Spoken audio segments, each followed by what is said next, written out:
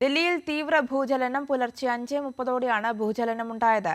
Richter സ്കെയിലിൽ 4.3 തീവ്രത രേഖപ്പെടുത്തി. ദില്ലിയിലെ വിവിധ മേഖലകളിലാണ് ഭൂചലനം അനുഭവപ്പെട്ടത്. അബ്ദുൾ റഷീദ് ദില്ലിയിൽ നിന്ന് വിവരങ്ങളുമായി ചേരുന്നുണ്ട്. അബ്ദുൾ റഷീദ്, ആശങ്കപ്പെടേണ്ട ഒരു സാഹചര്യമാണോ നിലവിലുള്ളത്? ആര്യ, ദില്ലിയിലെ വിവിധ മേഖലകളിൽ നേരത്തെയും ഇത്തരത്തിൽ ശക്തമായിട്ടുള്ള ഭൂചലനങ്ങൾ ഉണ്ടാകാറുണ്ട്. വിവിധ സമയങ്ങളിലും ഇത്തരത്തിലുള്ള ഭൂചലനങ്ങൾ ഉണ്ടാകാറുണ്ട്. പക്ഷേ ഇത്തവണ ഉണ്ടായിരിക്കുന്നത് വ്യാപ്തി കൂടിയിട്ടുള്ള ഒരു ഭൂചലനമാണ് എന്നാണ് വ്യക്തമാകും. എന്തായാലും റിക്ടർ സ്കെയിലിൽ 4.3 എന്നാണ് തീവ്രത രേഖപ്പെടുത്തിയിരിക്കുന്നത്.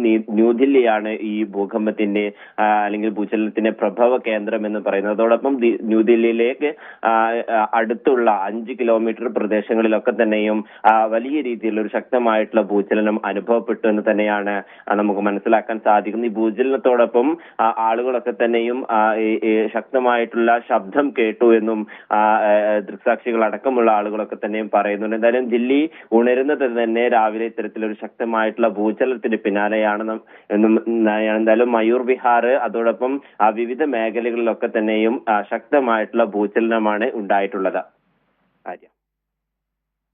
ശരി, നിലവിൽ ആശങ്കപ്പെടേണ്ട ഒരു സാഹചര്യം ഇല്ലെന്ന് തന്നെയാണ് മനസ്സിലാക്കുന്നത്.